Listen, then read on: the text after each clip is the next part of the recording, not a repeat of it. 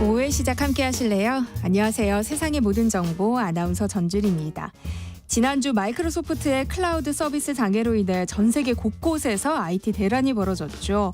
세계적으로 5천여 건의 항공편이 취소됐고 현금 자동 입출 금기 오류로 금융권 피해도 잇따랐는데요. 영국과 호주 같은 일부 국가에선 생방송에 차질이 빚어지기도 했습니다. 상황이 이렇다 보니 이번 IT 대란의 여파로 10억 달러, 우리 돈으로 1조 4천억 원이 넘는 경제적 비용이 발생했다는 추산까지 이어지고 있는데요. 왜 이런 사태가 발생한 건지, 그리고 국내 피해 상황은 어떤지 잠시 뒤 IT 연구소 코너에서 자세히 살펴보겠습니다. 흔히들 학교를 다닐 땐 학자금 대출, 그리고 결혼을 준비하고 집을 살 때는 주택담보대출을 받게 되는 경우가 많은데요. 이렇게 대출이 있는 상황에서 재테크는 어떻게 해야 하는 걸까요? 또 각종 대출이 많다면 빚은 어떤 순서로 갚는 게 좋을까요? 오늘 짠테크 SOS 돈 되는 라디오에서 해법을 알려드릴 예정이니까요. 궁금한 분들 계속해서 함께해 주세요. 저희 방송은 KBS 1라디오 유튜브 채널을 통해서도 실시간으로 시청 참여하실 수 있습니다. 많은 관심 부탁드리면서 KBS 세상의 모든 정보 지금 시작합니다.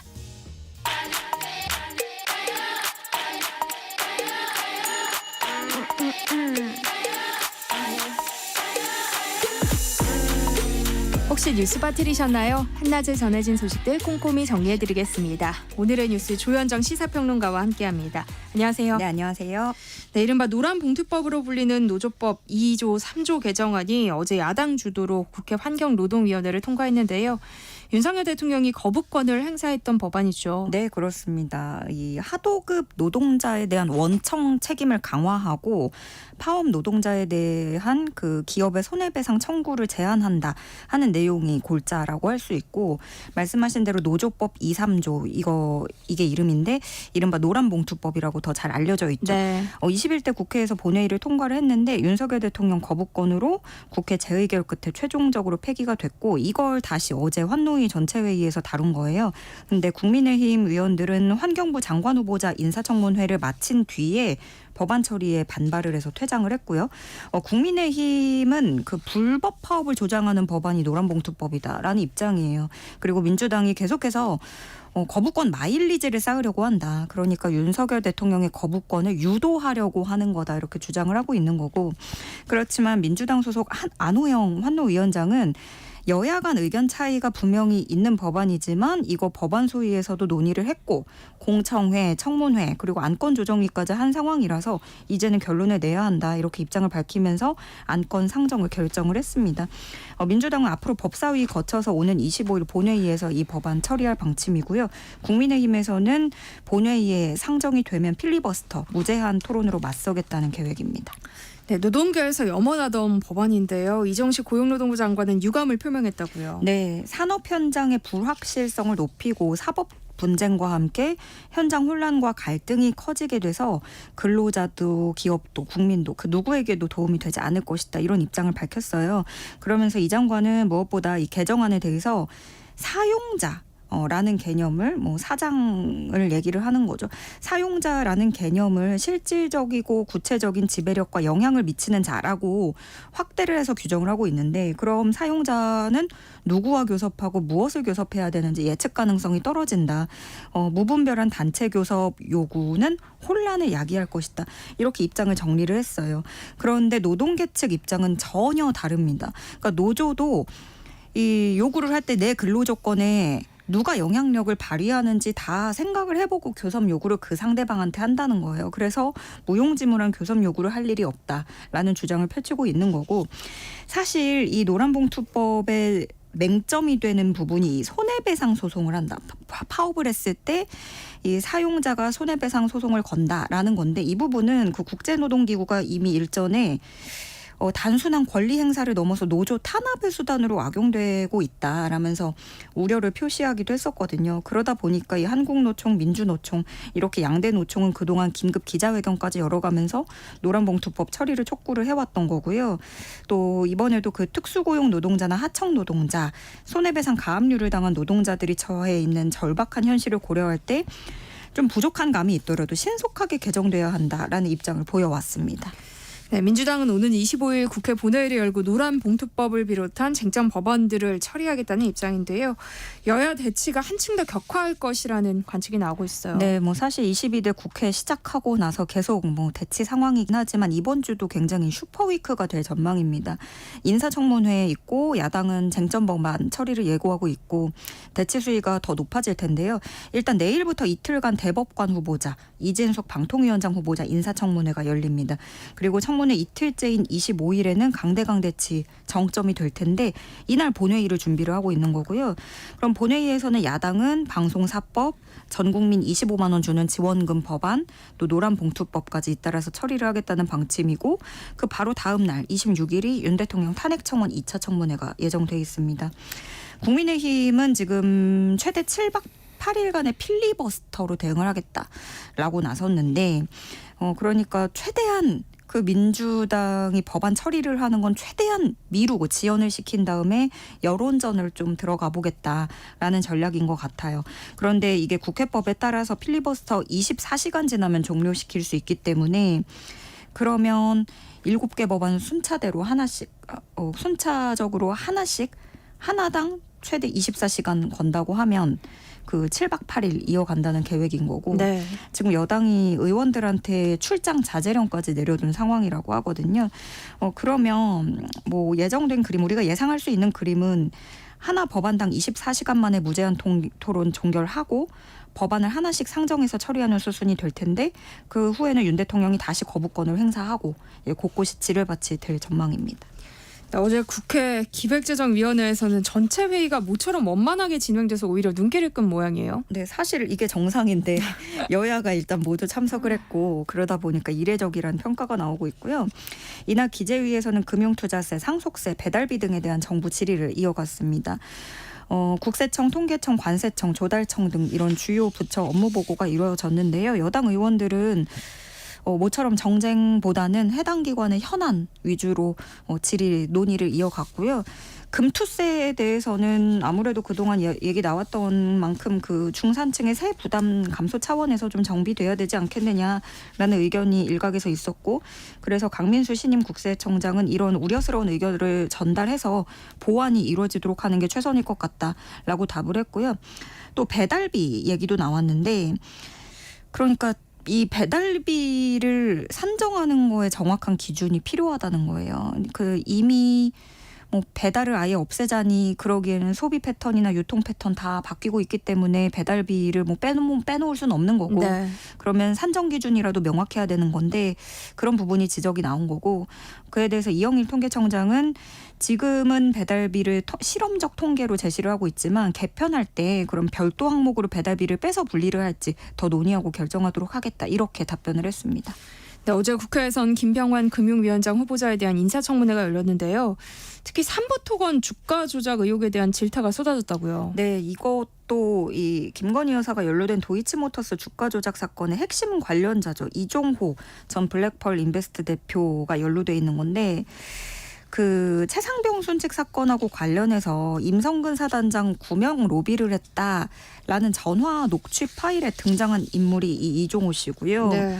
이종호 씨는 해병대 고위직들과 어울리면서 인맥을 이어왔다 이렇게 알려져 있는데 이 사람들이 뭐 VIP 언급하면서 모여있던 그런 카카오톡 단체 대화방의 존재도 알려졌고 그런데 이 카카오톡 대화방에서 이종호 전 대표가 3부 내일 체크하고 라고 쓴 대목이 문제가 되고 있는 거예요. 이 3부가 그럼 3부 토건을 언급하는 것이다. 이런 의혹이 제기가 된 건데 왜 그런 정황이 또 뒷받침이 되냐면 이 대화 이 3부 내일 체크하고 라고 글을 올린 다음에 이틀 뒤에 김건희 여사가 우크라이나 젤렌스키 대통령 부인과 만나고 다시 또 이틀 뒤에는 정부가 우크라이나 재건 사업을 발표를 합니다. 그러면서 실제로 3부 토건 주가가 굉장히 급등을 하는 네. 일이 있었어요. 이런 의혹이 제기되자 그래서 유상범 국민의힘 의원은 거기서 말하는 3부 체크하라는 거는 골프 3부 왜 여기 뭐 골프 모임이다 하니까 골프 3부 얘기하는 거다 이렇게 주장을 했지만 나중에 보니 군 골프장에는 3부라는 게 없었다라는 사실이 확인되면서 보도가 나오기도 했고 그래서 여기까지가 배경이고 그럼 어제 이 김병원 금융위원장 후보자 인사청문회에서 이 3부 체크라는 게 도마 위에 오른 거예요.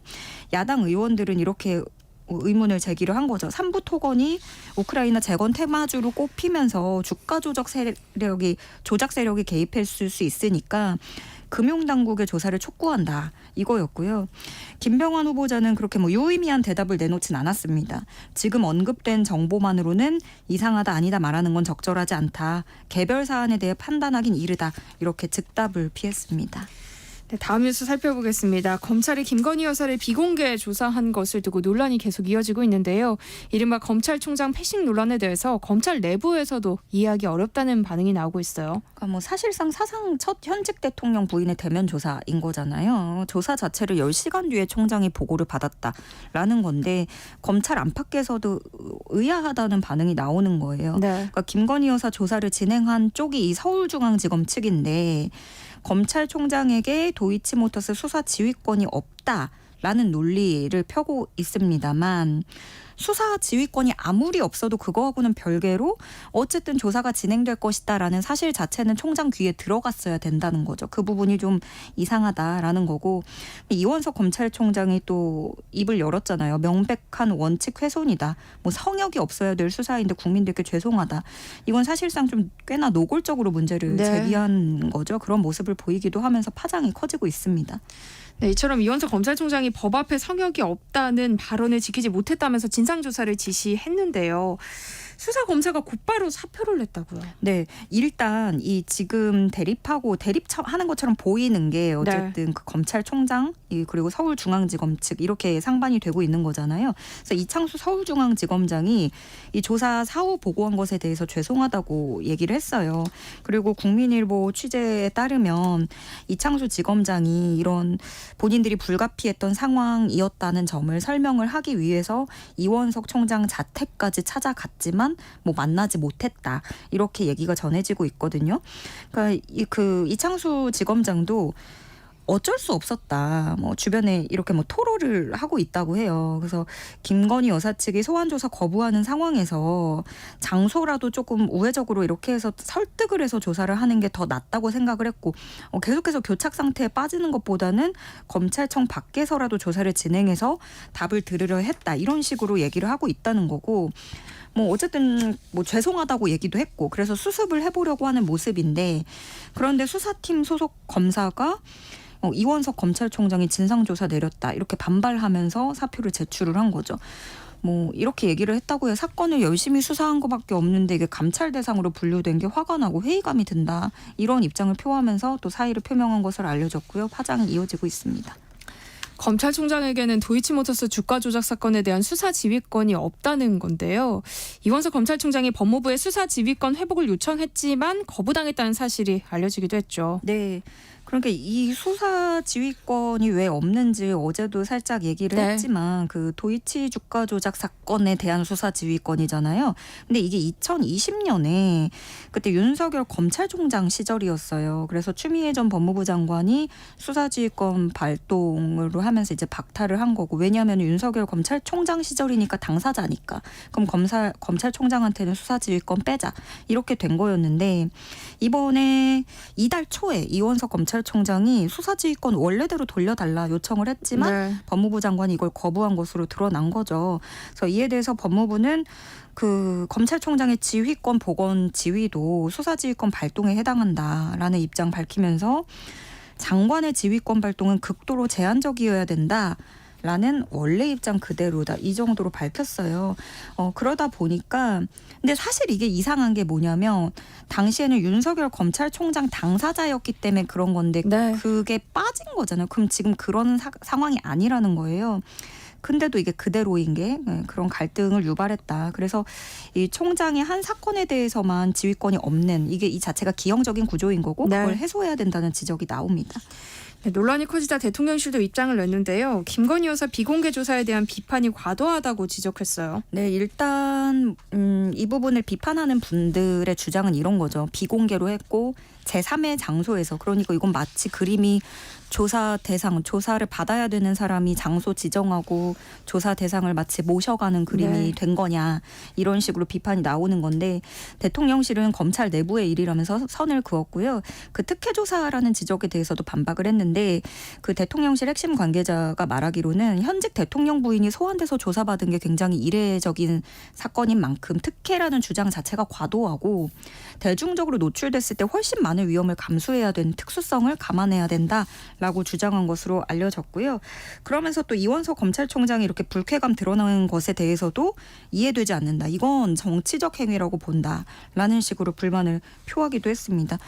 그럼에도 야권에서 제기하는 이 황제조사 논란은 사그러들지 않고 있고요. 조국혁신당 대표는 한국판 측천무후냐, 대한민국 검찰이 언제부터 피의자 말을 이렇게 고분고분 따랐냐, 성토를 하기도 했습니다.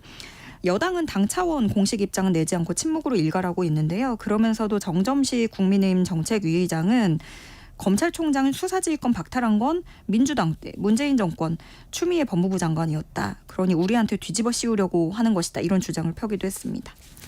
하나제 교양 파트너, 지금 여러분께서는 세상의 모든 정보와 함께하고 계십니다. 국민권익위원회가 민주당 이재명 전 대표의 헬기 이송 특혜 논란에 대해서 위반 사항이 없다는 결론을 내렸는데요.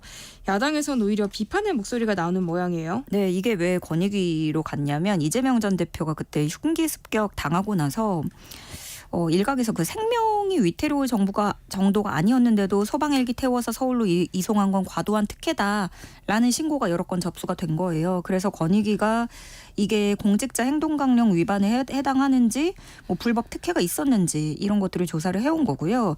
권익위 측은 이번에 그 위반 사항이 없다라는 결론을 내린 거죠. 국회의원 행동강령 위반이 적용되지 않았다, 그리고 또 청탁금지법 위반 사실에 대해서도 자료가 부족하다, 그렇기 때문에 종결하기로 결정했다, 이렇게 설명을 내놓은 거고요. 다만 이번 사건에 연루됐다는 그 대학병원 의료진, 소방 관계자들에 대해서는 해당 감독기관에 이것을 각각 통보를 하기로 했고요. 그런데 민주당은 이게 오히려 물타기라는 거예요. 김건희 여사가 이제 막 스포트라이트 받고 황제조사라고 공분을 사니까 그런 반대급부로 좀 이재명 전 대표 저울에 올려놔서 네. 여당에게 마치 좀 재료를 제공하려는 물타기, 저열한 수작이고 정치 공세다, 이렇게 반발을 하고 있습니다. 네. 화제를 좀 바꿔보겠습니다. 서울 지하철 전동차 안에서 성추행 혐의로 잡힌 사람이 있는데 알고 보니 대통령실 경호처 직원이었다고요. 네, A씨가 지난 4월에 서울 지하철 전동차 안에서 처음 보는 여성의 신체를 만진 혐의를 받고 있습니다. 경찰이 약 2달에 걸쳐서 피의자 신원 파악 작업을 벌이고 A씨 신원을 특정을 했는데 대통령실 경호처 직원이었던 거죠. 경찰은 지난달에 대통령실 경호처에 수사 개시를 통보를 했고, 지난주에는 검찰에 송치를 했습니다. A씨는 일단 강력하게 자신의 혐의를 부인하고 있는 것으로 전해졌고, 그런데 경찰은 CCTV에 포착된 화면, 이런 혐의를 입증한 자료를 검찰에 넘긴 것으로 알려졌습니다. 대통령실은 유감을 표하면서 규정에 따라 징계 절차를 진행할 것이라고 밝혔습니다. 네, 대통령실 직원의 비입원이 처음은 아니죠. 얼마 전에는 음주운전을 하다가 적발된 사례도 있었잖아요. 네, 맞습니다. 지난달이었는데요. 대통령실 국정기획비서관실의 한 선임 행정관이 음주운전하다가 적발이 됐고, 당시 면허 취소 수준에 해당하는 수치였어요. 그런데 대통령실이 징계 절차에 착수를 하면서도 직무배제 조치는 하지 않은 채로 진행을 하면서 아니란 인식을 갖고 있다라는 비판이 커졌고, 그 다음 달이 되어서야 대기 발령을 내렸습니다. 들려오는 얘기에 의하면 특히 대통령이 신임하는 직원이었다더라, 이렇게 알려지면서 봐주기 논란도 일었었는데, 대통령실은 결국 인사혁신처에 중징계 의결을 요구했다고 했고요. 다만 이제 무엇보다 이런 연이은 분란이 터지다 보니까 대통령실 기강회의에 대한 지적이 나오고 있습니다. 네, 오늘의 뉴스 여기까지 하겠습니다. 조현정 시사평론가와 함께했습니다. 고맙습니다. 네, 고맙습니다. KBS 일라디오 세상의 모든 정보 함께하고 계신 지금 시각은 12시 39분입니다. 이 시각 교통정보 알아봅니다. 통제됐던 서울 올림픽대로 여의 상류나들목 진출입 램프가 통행을 재개했습니다. 잠수교 역시 차량 통행은 가능해졌지만 여전히 보행자 통제는 계속되고 있는 만큼 이용에 참고하셔야겠는데요. 앞으로도 비가 내리는 상황에 따라 다시 교통 통제가 이루어질 가능성이 있다는 점 염두에 두셔야겠습니다. 고속도로에서는 점심시간에 접어들면서 정체가 주춤해지고 있지만 돌발 구간이 많습니다. 청주 영덕고속도로 청주 쪽으로 회인터널 부근에서는 트레일러 단독 사고가 나면서 2차로가 막혀 있는데요. 부근으로 정체도 시작됐습니다. 논산 천안고속도로 천안 쪽으로 남공주 부근 2차로에서는 낙하물을 처리하고 있고요. 반대 논산 쪽으로는 남풍세에서 차량 터널 사이로 지나는 차량들이 많습니다. 영동고속도로 인천 쪽으로 양지 부근 1차로에서도 장애물을 처리하고 있고요. 이후로는 월곡분기점 부근에서만 짧게 정체입니다. KBS 교통정보센터에서 김민희였습니다.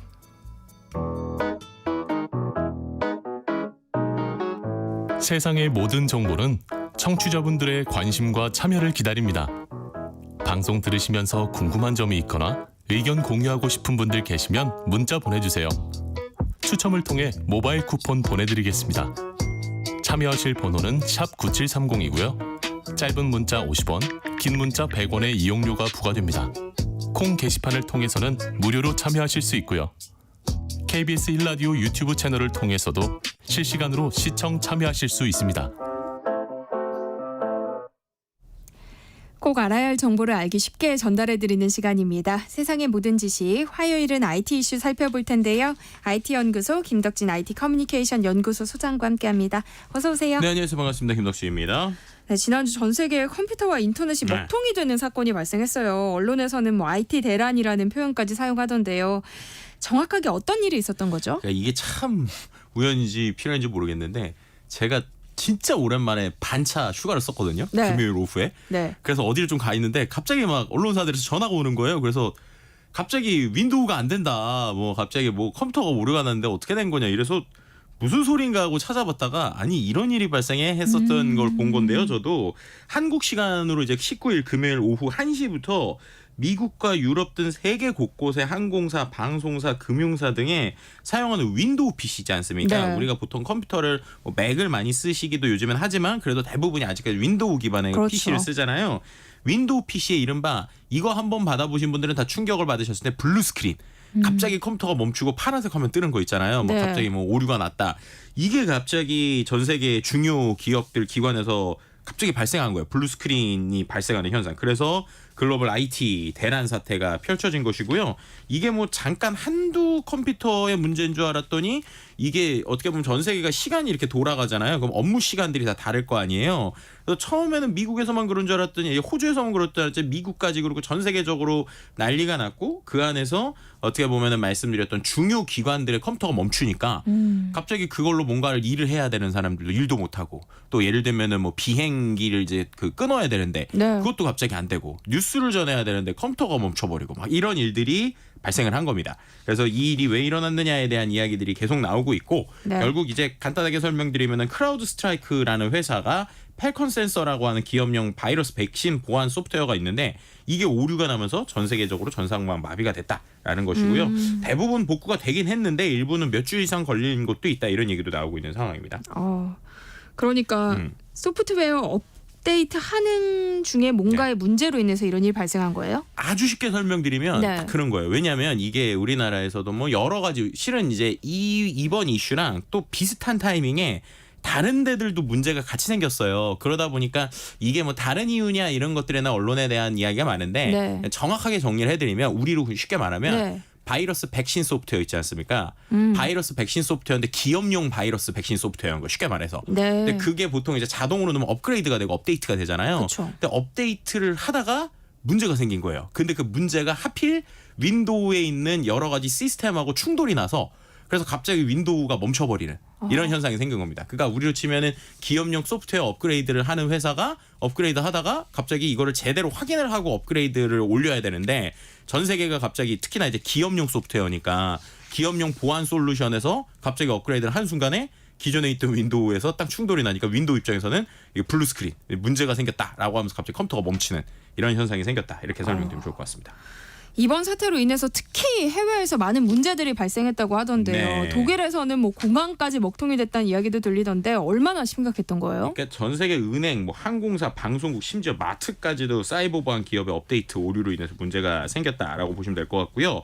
뭐 예를 들면 일단 미국 연방항공청이 본 게 뭐 델타, 뭐 유나이티드, 아메리칸 항공 등 항공사에서 통신 관련 문제를 지원을 하고 있다라고 얘기를 했는데요. 그 말은 무슨 말이냐? 그만큼 티켓팅하는 거 있잖아요. 그 티켓팅하는 게 다 멈췄다고 생각하시면 돼요. 쉽게 말해서.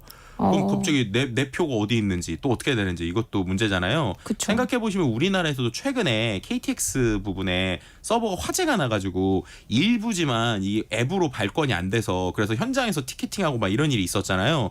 근데 이건 그 수준이 아니라 그냥 컴퓨터로 모든 서버가 멈춰버린 거예요. 쉽게 말하면. 그러면은 내 티켓이 지금 있는지 갑자기 내 티켓이 사라지기도 하고 또 막 이렇게 되니까 갑자기 그걸 수기로 다 해야 되는 상황이 되는 겁니다. 그러니까 결국 이렇게 되니 결국에는 문제가 생겼고요. 또 이제 영국 방송국 스카이뉴스에서는 심지어 19일 아침에 수시간 동안 아침 뉴스를 방송할 수 없는 초유의 방송 중단 사태까지 벌어졌어요. 네, 왜냐하면은 이것도 소프트웨어로 요즘엔 자막도 나오고 TV 이제 카메라를 찍어도 그게 다 컴퓨터에 연결이 돼 있어야 되는데 컴퓨터의 핵심이 자꾸 멈춰버리니까 뉴스도 안 됐고요. 그리고 또 이제 유럽 최대 항공사인 라이언에어는 항공편 출발에 영향을 미치는 제3자 IT 문제가 발생했다고 얘기를 했습니다. 베를린 공항도 기술적 문제로 항공기 지연이 됐었고요. 인도의 한 항공사는 정전으로 인해서 심지어 손으로 쓴 탑승권이 나오기도 하는 이런 상황들까지 발생했습니다. 결국에는 한 5,000대 넘는 항공기 운항 취소됐고요. 네. 이제 심지어 자본 시장에도 영향을 미쳤는데 시카고 상품거래소, 런던 증권거래소 일부 기능이 한때 멈추기도 했었습니다. 호주 최대 은행에서 송금 서비스 정지되고요. 심지어 지금 파리올림픽 앞에 두고 있잖아요. 그런데 영국의 스카이뉴스나 뉴질랜드 ABC 방송도 중단됐고 파리올림픽에서도 유니폼 제공, 인증 등 일부 IT 서비스에 문제가 발생했습니다. 그런데 한편에서는 일하는 사람들이 좋아했다는 이야기도 있더라고요. 이게 참 아이러니한 건데요. 말씀드린 대로 이게 기업용 서버에 문제가 많이 생긴 거라고 그랬잖아요. 그럼 큰 기업에서 보안 서비스를 쓰고 있는 회사에 내가 회사에서 쓰고 있는 노트북이 단체로 블루 스크린이 떴다.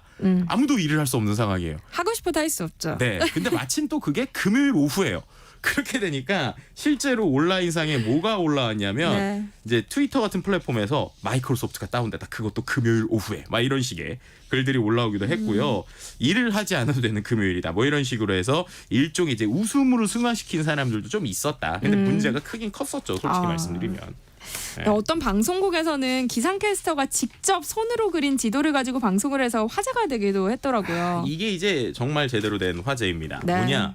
말씀드린 대로 뉴스 화면이 안 나오고 요즘에는 보면은 뭐 기상 캐스터 분들이 거의 다 하는 게 다 합성이잖아요. 그쵸. 그러니까 뒤에 뭔가 그린 스크린이나 블루 스크린 있기도 하고 또 요즘에는 워낙 화질이 좋은 뭐 그래픽 장비가 있기도 하지만 결국 그것도 다 뒤에서 컴퓨터로 돌아가는 거잖아요. 컴퓨터가 멈췄어요. 그렇게 되니까 일기예보는 전해야 돼요. 그럼 결국 그 상황에서 어떻게 됐느냐? CNN의 제휴사인 KRCR이라고 하는 회사가 IT 대란에 갑자기 영향을 받으니까 날씨 예보를 위해서 기상캐스터가 출근을 했는데 아무것도 안 되니까 결국에는 고민 끝에 펜을 꺼내서 하얀 종이에다가 본인이 캘리포니아 지도를 직접 그렸다고 그래요. 그리고 그 안에서 검은색 펜으로 지도를 그리면서 빨간색으로 날씨를 표시를 해가지고 종이를 크게 이제 우리가 옛날에 궤도 꼭 띄우듯이 띄우고 카메라 앞에 섰고요. 아날로그 방식 우리가 요즘에는 이제 우리가 화면을 앞에서 보면서 하는데 이거는 이제 궤도로 봐야 되니까 직접 화면 보면서 이렇게 했었는데 이거에 대해서 이제 어떻게 보면은 이 실제 진행을 한 프레스턴 도니언이라는 기상캐스터는 그래도 경력이 오래된 기자이기 때문에 컴퓨터 기술 없이도 시각적으로 보여줄 수 있는 방법을 최대한 제시를 해서 잘 보여줬고요.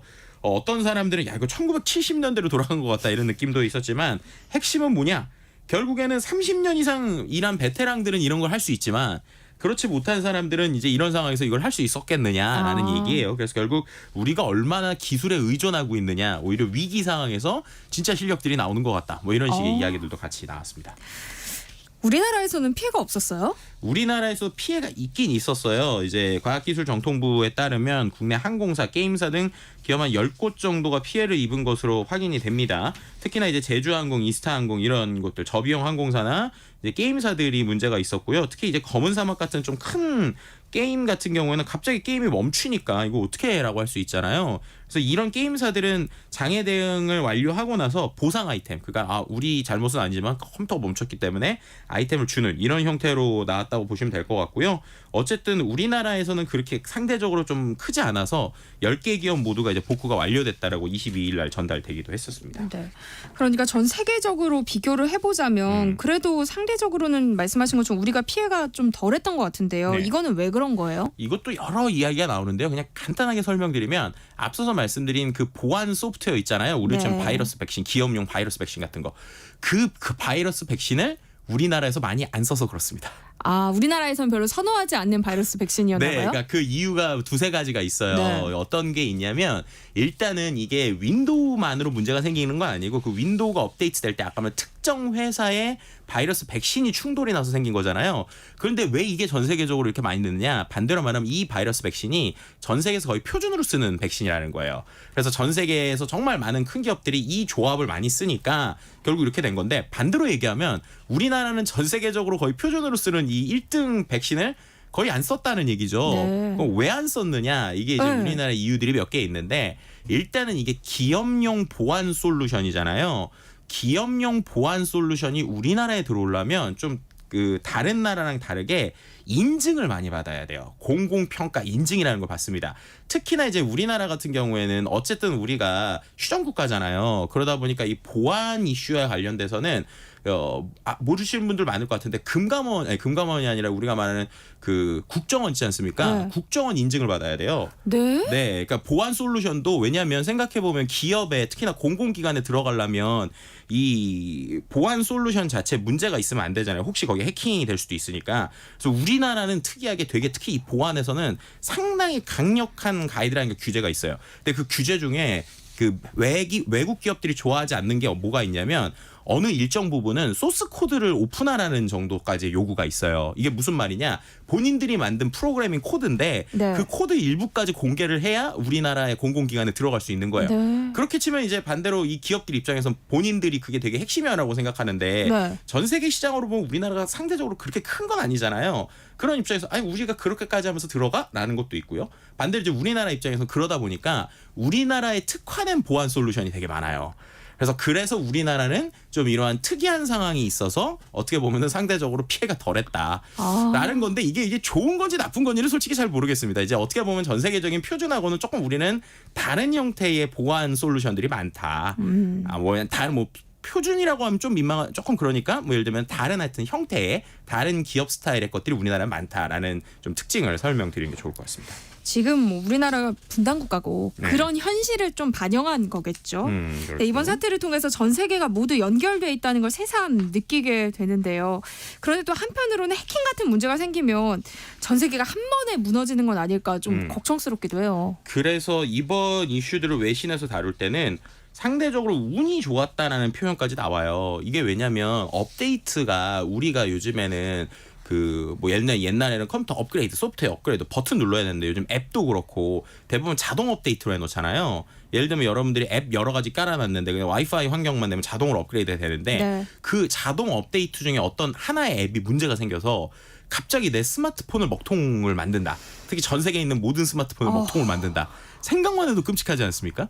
그러니까요. 네, 근데 그거를 의도적으로나 악용을 해서 거기에다가 만약에 악성 코드를 심거나 해킹에 대한 코드가 심겨져 있었다. 그럴 수 있죠. 그렇다라고 하면은 기업들은 자동 업데이트 상황이고, 그럼 이거는 정말 큰 문제가 생길 수 있었는데 이 정도로 끝난 게 운이 좋았다라고 얘기 나오는 게 그거예요. 반대로 얘기하면 그만큼 전 세계에 있는 모든 시스템들이 지금은 연결돼 있는 진정한 초연결 사회구나. 그러니까 우리가 어떠한 하나의 영향도 받을 수 있기 때문에 이럴 때일수록 더욱더 보안도 철저해야 되고, 또 반대로 이런 걸 업그레이드하는 팀들도 그냥 단순히 우리 그냥 퇴근하기 전에 빨리 업그레이드하지 이게 아니라 본인들이 하는 행동 하나가 전 세계에 어떤 영향을 미칠 수 있는지도 생각해야 되는, 정말 모든 것이 연결된 시대다라는 것을 우리가 한 번 더 깨닫는 것 같습니다. 보상 이야기도 많이 나오겠어요. 당연히 나올 수밖에 없고요. 이번 IT 대란으로 인한 피해액이 1조 4천억을 훌쩍 넘길 것으로 예상되고 있어요. 근데 지금 있는 그 약관에 따르면 대부분은 그냥 환불 수준밖에 그 약관에 없습니다. 근데 이게 그 정도로 끝날 게 아니잖아요. 네. 그래서 오늘 제가 알기로 미국에서 이제 청문회를 한다고 하더라고요. 이 회사에 대한 청문회를 하면서 실제 보안 피해나 이런 것들에 대해서 어떻게 보상할 거냐, 방지할 거냐 이런 얘기 나오고 있고, 어떻게 보면 이렇게 전 세계적으로 연결되는 요즘에 구독형 서비스가 많잖아요. 이 구독형 서비스에 문제가 생겨서 만약에 컴퓨터 자체가 문제가 생겼다, 우리가 문제가 생겼다, 이럴 때의 보상에 대한 가이드라인이 많이 없거든요. 네. 그래서 이 기회에 이런 것들이 좀 굳건해져야 된다는 이야기도 같이 나오고 있는 상황입니다. 네, 세상의 모든 지식 IT 연구소 오늘 여기까지 하겠습니다. 김덕진 IT 커뮤니케이션 연구소 소장과 함께했습니다. 고맙습니다. 네, 감사합니다. 네, KBS 세상의 모든 정보 1부 순서는 여기서 마무리할 텐데요. 충남 강원 지역에 산사태 위기 경보가 발령됐습니다.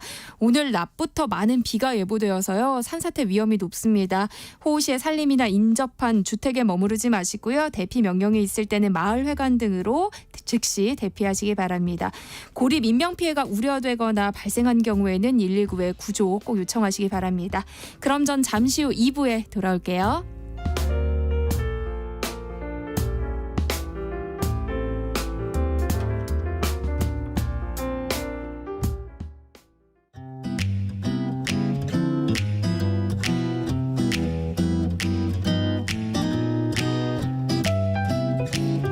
안녕하세요. 바른말 고운말입니다. 한 텔레비전 프로그램에서 한 가족이 다 함께 여행을 떠나는 내용의 방송을 본 적이 있습니다. 그런데 화면에는 분명히 5명으로 구성된 한 가족이 나오고 있었는데요. 내레이터는 5가족이 여행을 떠났습니다 라고 설명했습니다. 여기에는 뭔가 잘못된 표현이 있습니다. 무엇을 어떻게 바꿔서 말해야 이 상황을 정확하게 전달할 수 있을까요? 우리가 자주 사용하는 가족이라는 표현의 의미는 주로 부부를 중심으로 한 친족 관계에 있는 사람들의 집단 또는 그 구성원을 말합니다. 사회를 이루는 가장 기본적인 공동체라고 할 수 있는데요. 이 가족이란 단어와 비슷한 뜻으로 사용하는 말 중에 식구가 있죠. 그런데 가족과 식구는 서로 대체해서 쓸 수도 있을 때도 있지만 쓸 수 없을 때도 있다는 걸 기억해야 합니다. 예를 들어 한 가족이 되었다, 한 식구가 되었다, 이 표현은 모두 같은 뜻으로 쓸 수 있습니다.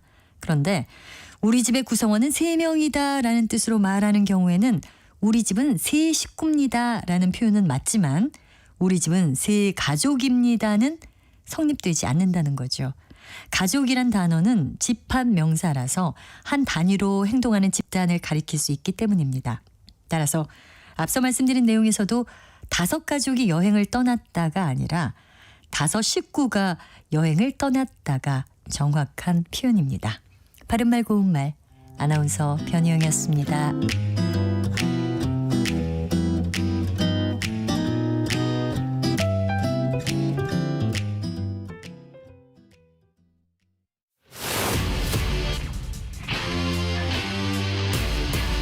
토론에 정답은 없습니다. 토론이 세상을 바꿀 수도 없습니다. 하지만 질문은 새로운 세상을 만들 수 있습니다. 질문으로 올바른 세상을 만드는 첫걸음. 평일 저녁 7시 20분 KBS 열린 토론.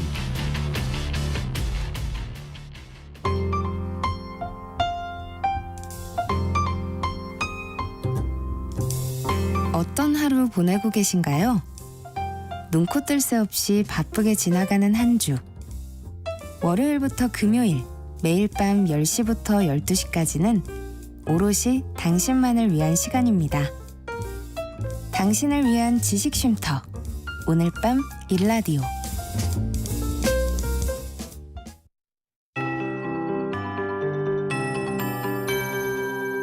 KBS 58분 날씨.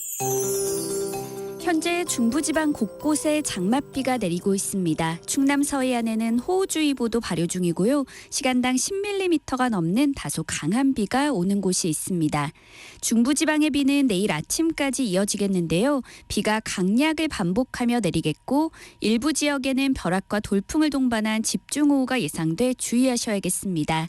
또 경북 북부와 전북 북부에도 오늘 가끔 비가 오는 곳이 있겠고 그 밖에 남부지방과 제주도는 대기가 대기가 불안정해서 한때 소나기가 내리겠습니다. 내일 아침까지 예상 강수량은 수도권과 강원 내륙과 산지가 30에서 최고 80mm, 충남 지역은 10에서 50mm, 충북은 5에서 40mm, 남부 일부 지역과 제주도는 5에서 20mm 정도가 되겠습니다. 내일 아침에 중부지방에 비가 그치고 난 뒤에는 하늘이 개겠지만 내일 오후에는 전국 내륙에 소나기 소식이 있습니다. 한편 지금 전국 대부분 지방에 폭염주의보가 특히 남부지방과 제주도, 강원 남부 동해안에는 폭염경보가 발효 중이고요. 오늘 낮 기온이 대구와 제주 34도, 광주 33도, 대전 32도, 부산 강릉 30도, 서울 27도까지 오르겠습니다. 현재 서울의 기온은 26.2도입니다. 송소진입니다.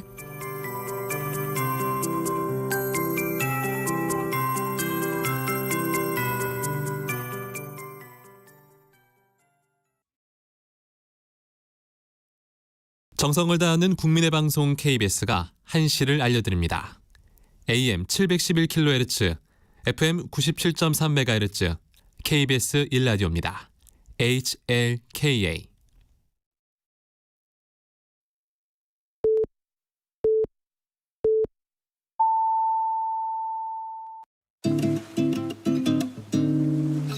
나른한 오후를 책임질 영양 만점 지식 비타민.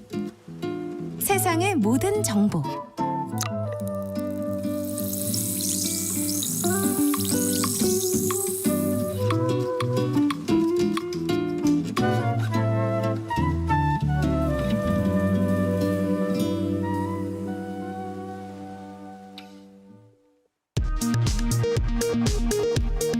이 시각 라디오 정보센터 뉴스입니다.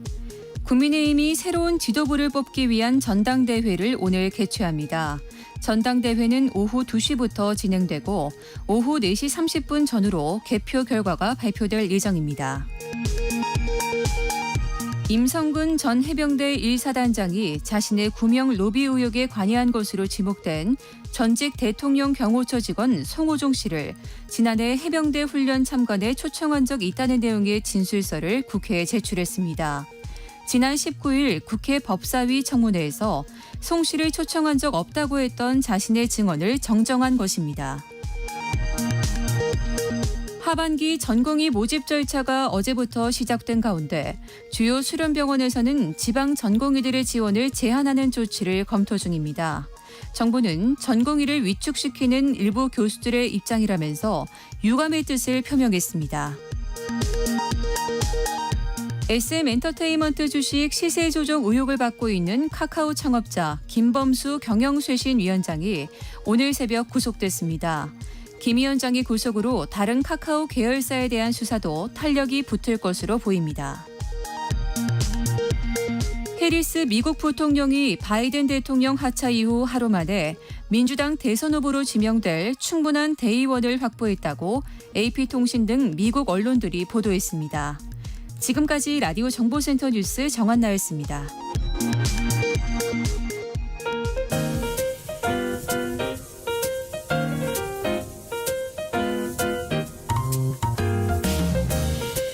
정신없이 바쁜 하루, 지금 우리 주변에서 벌어지고 있는 사건 사고 소식들 한숨 돌리며 살펴보시죠. 하프타임 뉴스 임선훈 뉴스캐스터와 함께합니다. 안녕하세요. 안녕하세요. 네, 서울 수도권에 계신 분들 가운데서 지난밤 천둥 번개 소리에 잠설친 분들 많이 계실 것 같은데요. 요란했던 만큼 피해도 많았다고요. 네, 어젯밤 정체전선이 머무는 수도권과 강원도를 중심으로 말씀하신 것처럼 천둥 번개를 동반한 요란한 빗줄기가 쏟아졌는데요. 가로등 불빛보다 훨씬 강력한 번개불이 캄캄한 밤하늘을 가르기도 했습니다.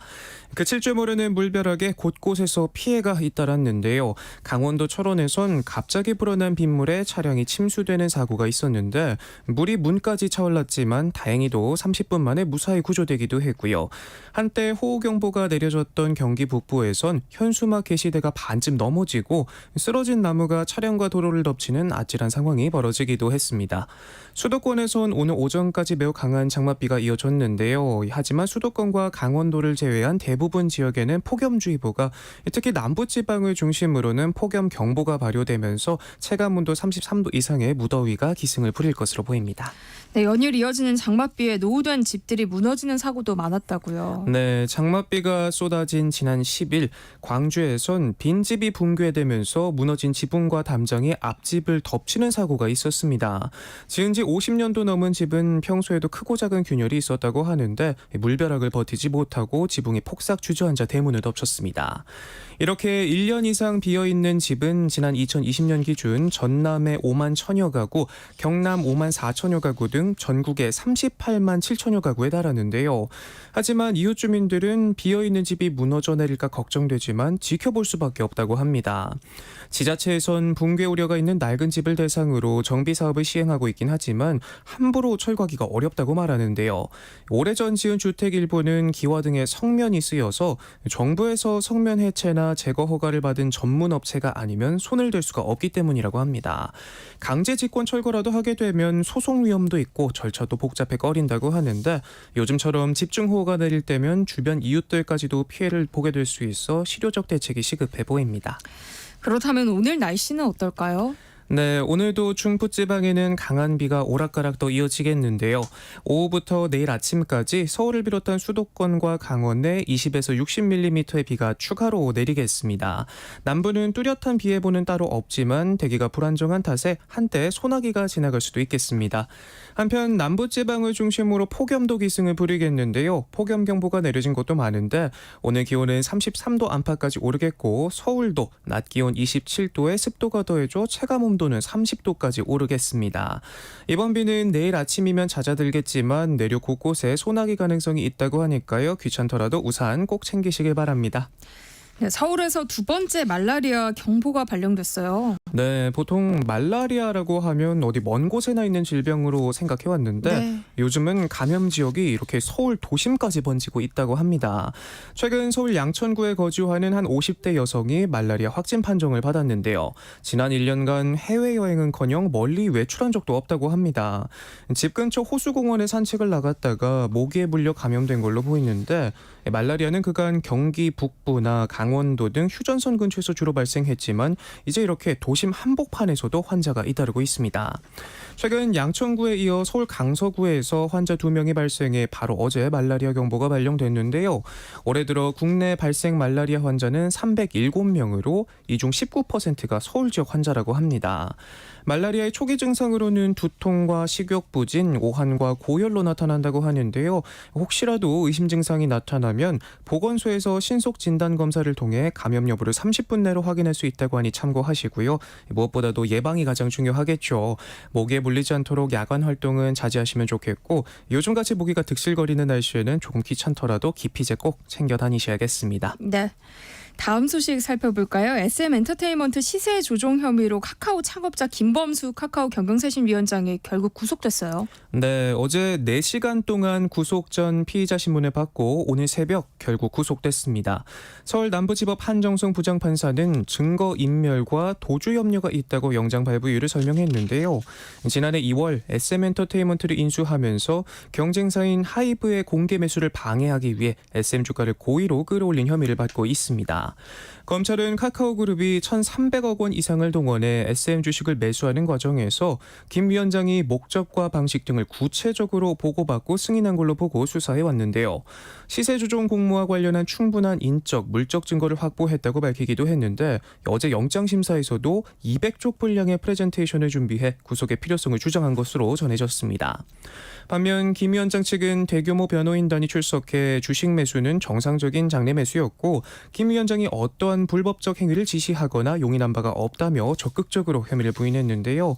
8개월 만에 김 위원장의 신병을 확보한 검찰은 추가 수사를 진행할 예정이라고 합니다. 한국 벤처 신화의 상징으로 꼽혔던 김 위원장이 구속되면서 카카오도 타격을 입혔어요. 네, 그렇습니다. 카카오가 창사 이래 최대 위기에 직면했다는 우려가 나오고 있는데요. 당장 경영쇄신 작업이 차질을 빚게 됐습니다. 창업자이자 대주주인 김 위원장은 카카오가 주가 시세 조정, 분식 회계 등 혐의로 위기에 빠지자 이사회 의장에서 물러난 지 약 1년 반 만에 경영 전면에 나섰고 외부 감독 기구를 설치하고 문어발 확장이란 꼬리표를 떼기 위해 결사 정리에도 들어간 상황이었는데 쇄신을 주도하던 김 위원장의 공백으로 내실을 다지는데 어려움을 겪을 것으로 보입니다. 카카오 측은 기존 사업들은 CEO들이 이끌고 있어 김 위원장 구속으로 인한 영향이 제한적일 것이란 입장이지만 핵심 의사결정권자인 김 위원장의 발이 묶인 만큼 대규모 투자나 계열사 매각 등 중대한 의사결정이 미뤄질 수 있고요. 또 만약 향후 카카오 법인이 SM엔터테인먼트 주가 시세 조정 혐의로 벌금형 이상을 확정 판결받는다면 카카오의 카카오뱅크 대주주 자격이 위태로워질 수도 있는 만큼 사상 최대 위기를 맞았다는 평가가 나오고 있습니다. 네. 2024 파리 하계올림픽이 코앞으로 다가왔는데요. 파리에는 비상 경계령이 내려져 있다고요. 네, 참 말도 많고 탈도 많은 이번 파리올림픽 철통 보안을 위한 막바지 대비 한창인데요. 가뜩이나 어수선한데 가자지구 전쟁을 비롯한 중동 갈등에 최근 도널드 트럼프 전 대통령 피격 사건까지 발생하면서 잔뜩 긴장한 모습입니다. 최고 수준의 보안을 달성하기 위해 올림픽 기간 중 최대 4만 5천 명의 경찰과 헌병을 배치할 예정이라고 하고요. 여기에 군인도 1만 명이나 투입된다고 합니다. 네. 군인들은 언제 어디서든 30분 내로 올림픽 행사장 구석구석 이동할 수 있게끔 배치된다고 하고요. 하늘에는 전투기부터 무인 드론까지 띄우고 건물 곳곳에는 저격수까지 배치한다고 하네요. 이게 어느 정도 규모냐면요. 일부 외신들은 2차 세계대전 이후 가장 많은 군인들이 파리에 모였다라고 평가할 정도입니다. 센강에서 개막식이 열리는 26일은 특히나 만전을 기하고 있는데요. 경기장 대신 수십 척의 보트가 센강을 따라 행진하는 방식으로 진행되는 데다 30만 명 이상의 인파가 몰릴 것을 대비해 주변 상공을 비행 금지 구역으로 설정하고 신분증을 지참한 이들만 입장할 수 있도록 하는 등 철통 보안에 나선다고 합니다. 관련 행사에 참여하는 사람들의 인증 절차도 까다롭게 진행하고 있는데 접수된 100만 건 중 외국 스파이로 의심되는 인물 등 수상한 낌새를 보인 4,300명에 대한 신청을 거부하기도 했다고 합니다. 철통 보안에 나서는 모습인데요. 파리 시민들은 불만이 큰 상황이라고요. 네, 프랑스 하면 이 자유의 나라, 파리 하면 낭만의 도시가 가장 먼저 떠오르는데 이번 올림픽은 자유도, 낭만도 만끽하기 어려운 분위기입니다. 이미 진작부터 인근 지역 보행자들을 엄격히 통제하는 등 철통 보안에 나서고 있고요. 현지 시민이나 구역 내 식당 등을 예약한 방문객만 통행증격인 이 QR코드를 받아 보여줘야만 지나갈 수 있도록 2중, 3중 검문을 강행하고 있습니다. 네. 문제는 도시 전체가 올림픽 공원이 되면서 파리 시민들의 불만도 쌓여가고 있는데요. 왜 관광객들을 위해서 거주민들이 희생해야 하느냐라며 역정입니다. 현지 매체들은 이런 불편을 피해 올림픽 기간 파리 시민의 절반 이상이 도시를 떠나 다른 곳에 머물 것으로 보고 있고요. 파리 시내와 외곽 주요 도로에 올림픽 전용 도로까지 놓이면서 차선 위주로 교통체증도 골칩니다. 여기에 치안 문제 또 사생활 이슈까지 겹치면서 누굴 위한 축제인가 곳곳에서 불평불만이 나올 수밖에 없어 보입니다. 네. 대표 이커머스 플랫폼인 위메프와 티몬이 대금 정산 지연 사태로 골머리를 앓고 있어요. 네, 티몬과 위메프의 판매자 정산이 보름 넘게 지연되면서 입점 판매자들 사이에서 불안감이 커지고 있다고 합니다.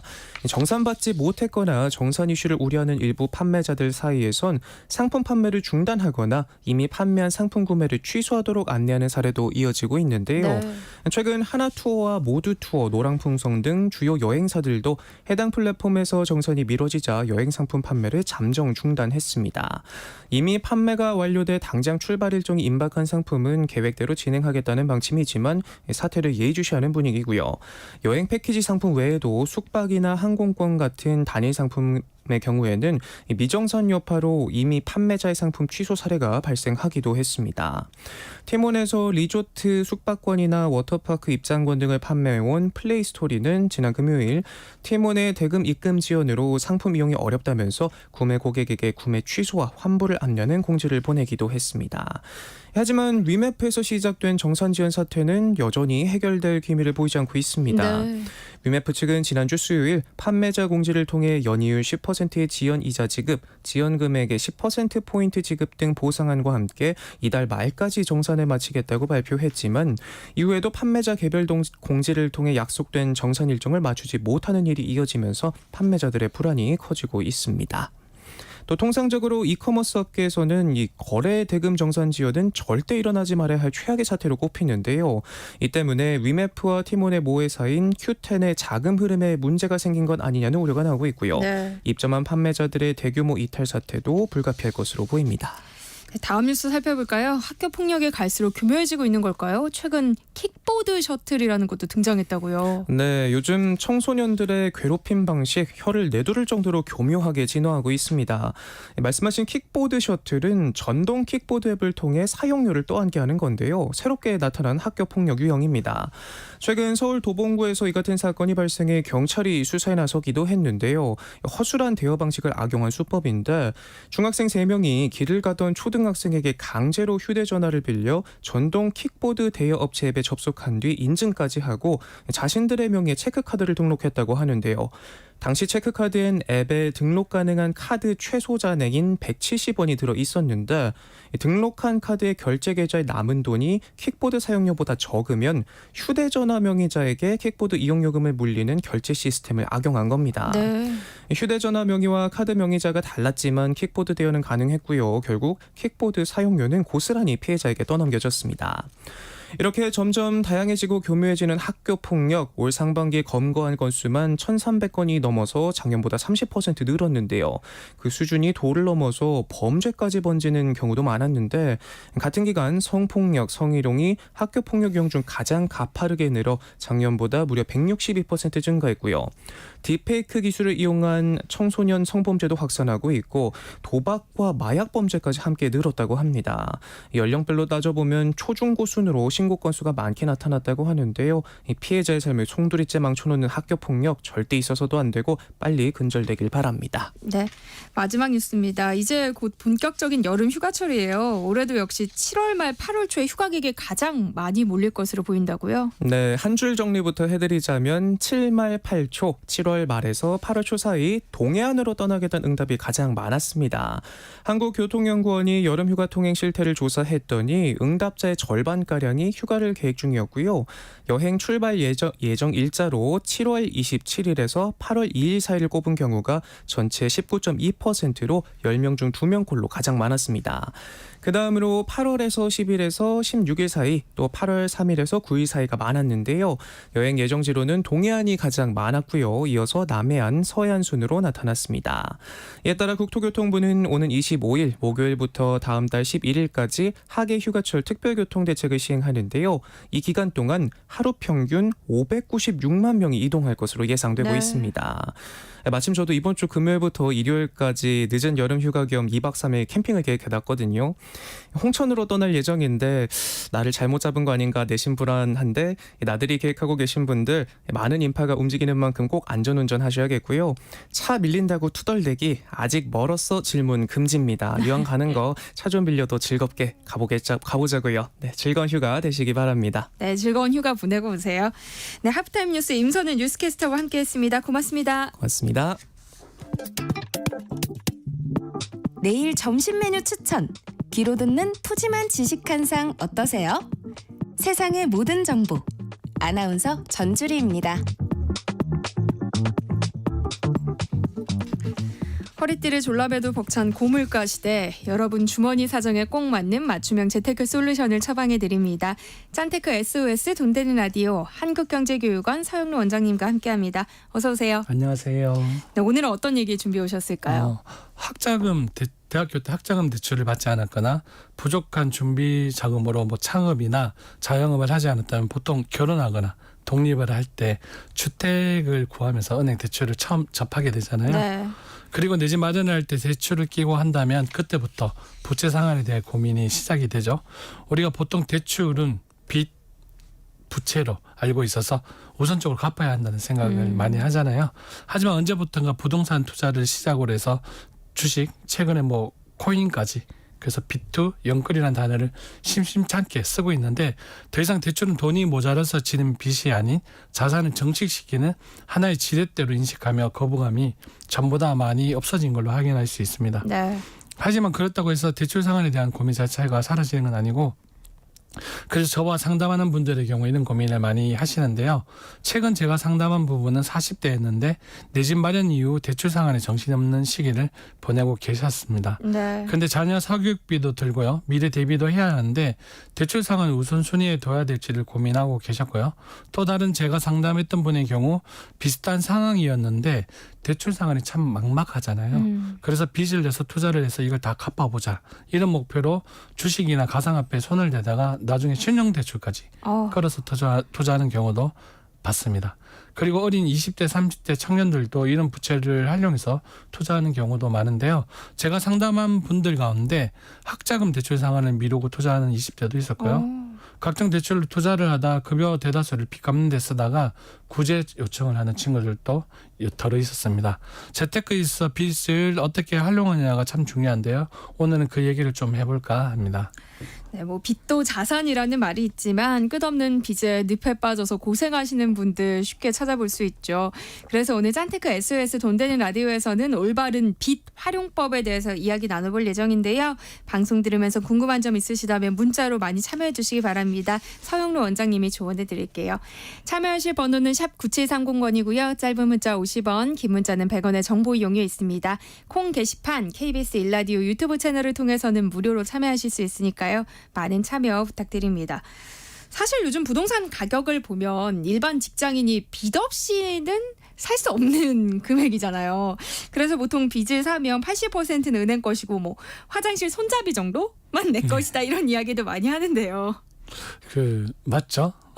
대한민국의 성인 남녀의 부채 유형별 점유율 비율 측면에서 보면 고금리 대출 상품의 보유 비율이 가장 높고 대출 금액의 규모는 주택담보대출이 가장 많은 금액을 차지하고 있습니다. 네. 또한 40대 초반에서 후반에 이를수록 신용대출 및 학자금 대출의 보유 비율과 금액 규모가 증가하는 모습을 보이고 있고요. 대출을 활용하는 주된 이유로는 부동산 구입, 가계, 생활비로 나타나고 있습니다. 보통 대출을 할 때 초점이 대출로 원하고자 하는 거래를 성공시키는 데 맞춰져 있잖아요. 네. 그리고 그 이외에는 월 상환액만 생각하다 보니 본인 연소득의 몇 배 이상을 차지하는 부채 총액의 규모가 재무적인 관점에서 보면 위험스러운 상황입니다. 이제는 당연한 이야기가 되어보니 정상적인 소득으로 단기간에 마련할 수 없을 정도로 치솟은 주택 가격이 과도한 담보 비율을 설정해서라도 주택을 마련해야겠다는 심리를 자극한 거죠. 그래서 대부분 거치식 변동금리가 적용되는 주택담보대출은 최근 몇 년 사이에 금리 상승과 맞물려 엄청난 가계부채 상환 부담으로 작용하고 있습니다. 또한 제2금융권 및 사금융을 활용한 고금리 신규대출 비중이 증가하고 있다는 것도 심각한 위험 요인이 아닐 수 없습니다. 그런데 솔직하게 빚을 내지 않고 온전히 내가 저축한 돈만으로도 어떤 투자를 하겠다는 건 불가능한 얘기처럼 들리거든요. 부채를 통한 투자 원장님은 어떻게 보세요? 먼저 부채를 통한 투자, 즉 부채가 지렛대 효과를 가지기 위해서는 투자처에 대한 선행 학습이나 확신은 기본으로 있어야 합니다. 네. 또한 내가 부채 상환을 하는 이자율보다 당연히 더 높은 수익을 가져와야 하는데 취득세, 양도소득세 등 각종 세금까지 더한 금액으로 계산을 해야 되고요. 또한 내가 지고 있는 현재의 부채가 일정 시장 금리 이상의 고금리 부채라면 절대 좋은 부채가 될 수 없기에 상환 먼저 하고 향후 돈을 모아서 다시 투자하는 게 맞습니다. 고금리의 부채는 아무리 좋은 투자처가 있어도 그 투자처에 대한 무리한 수익을 기대하게 되어서 오히려 하이 리스크를 따르는 수도 있고요. 이로 인해서 시간이 지날수록 빚의 규모와 비용이 늘어나는 것입니다. 그런데 앞서 얘기한 내 집 마련을 위한 대출을 많이 받기도 하지만 네. 언제부턴가 젊은 부부들이 주식 투자를 위한 신용대출도 많이 받고요. 그런데 부채에도 분명 적정 비율이라는 게 있습니다. 그러니까 뭐 내가 갚을 수 있느냐 월 상환액만 따질 것이 아니라 부채 비율을 좀 봐야 한다는 말씀이시죠? 네. 좀 전에도 말씀드렸지만 미래에 대한 준비 부분을 떠나서 너무나 올라버린 주택 가격으로 인해서 자기 자본만 가지고 마련하기에는 어려움이 있죠. 네. 그래서 개인의 준비 상황에 따라서 어느 정도 부채를 활용하는 경우가 대부분인데요. 이에 재무 상태를 파악하고 이해하고 관리하는 데 있어 부채 비율은 매우 중요합니다. 이런 부채 비율은 개인을 떠나 기업에서도 재정 상태를 이해하고 관리하는 데에도 유용하게 쓰입니다. 그러니까 부채 적정 비율이 있다는 거잖아요. 어느 정도예요? 물론 적정 비율이 꼭 중요한 건 아니지만 네. 그래도 알고 있으면 큰 도움이 되는데요. 우리가 이런 부채의 적정성을 판단하기 위해서 보는 부채 비율은 총자산분의 총부채 곱하기 100으로 계산하면 됩니다.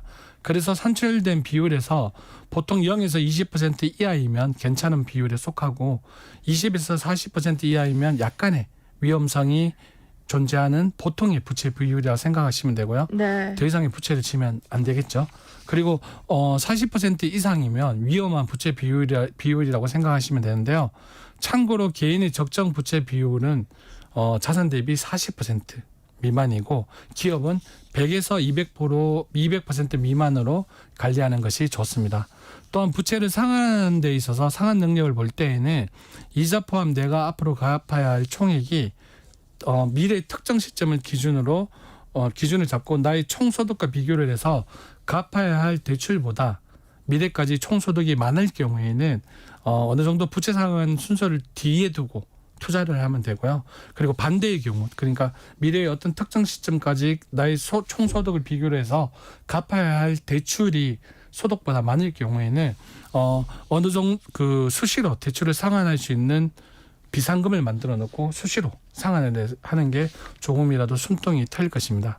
즉 쉽게 말해서 대출 비율이 낮은 부부가 매월 소득에서 대출 이자를 포함한 생활비 지출이 신혼부부 같은 경우에는 아이의 임신과 출산, 주택 마련 등의 비용으로 빠질 부분에 대한 저축을 하면서 투자를 통한 대출 비용은 괜찮다는 거고요.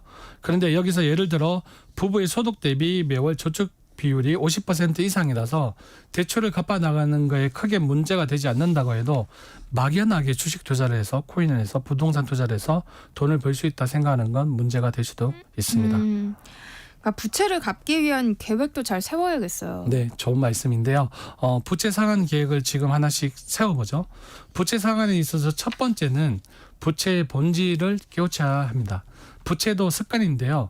빚지는 습관은 비만과 비슷한 점이 많습니다. 비만이 몸을 병들게 하듯 빚은 가정의 살림살이를 병들게 합니다. 비만이 병이듯 빚 자체도 병이라고 생각해야 하는데요. 빚은 결국에는 현금 흐름에 있어서 소득 대비 지출이 많으면 생기는 문제라서 단순하게 씀씀이를 줄여야 하지만 무조건 돈을 안 쓴다고 해결되는 것도 아닙니다. 아무리 열심히 노력해도 빚이 줄어드는 것 같지 않으면 쉽게 좌절할 수 있기 때문인데요. 네. 이에 병을 치료하기 위해 원인부터 찾고 적절한 치료법을 택하는 것과 마찬가지로 빚도 빚의 요인과 유형을 찾고 그거에 따른 치료법, 즉 국가 지원책이라든지 대안대출 등을 활용하면 되는데요.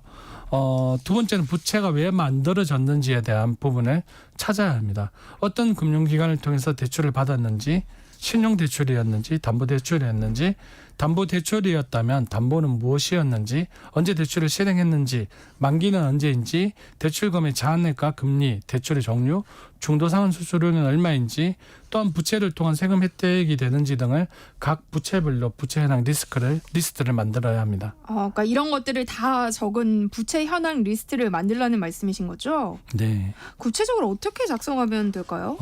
작성 요령은 간단한데요. 방금 네. 위에서 잠깐 언급을 했는데 물론 처음에는 이 리스트를 작성 시 심각한 괴리감에 빠지기도 숨이 막힐 것 같아요. 합니다. 네, 맞습니다. 부채 리스트를 작성해서 어떤 금융기관을 통해서 대출을 받았는지, 신용대출인지 담보대출인지, 또 언제 대출을 실행했는지, 만기는 언제인지, 신용대출인지 담보대출인지, 언제 대출을 실행했는지, 대출금의 잔액과 금리, 대출의 종류, 또 중도상환 수수료는 얼마인지 등등을 각 부채별로 부채 현황 리스트를 만드는 거죠. 네. 그리고 부채란 게 매일 보지 않으면 끝내는 무감각해지고 장기화되며 결국에는 부채 위에 또 부채를 가져오는 현상을 맞이하게 되어 있기 때문에 부채 상환을 꼭 이루려고 할 경우에는 내 부채가 어디에 어떤 용도로 쓰여져 있으며 얼마나 많은지 확인하고 그에 대한 위기의식을 가져야 합니다.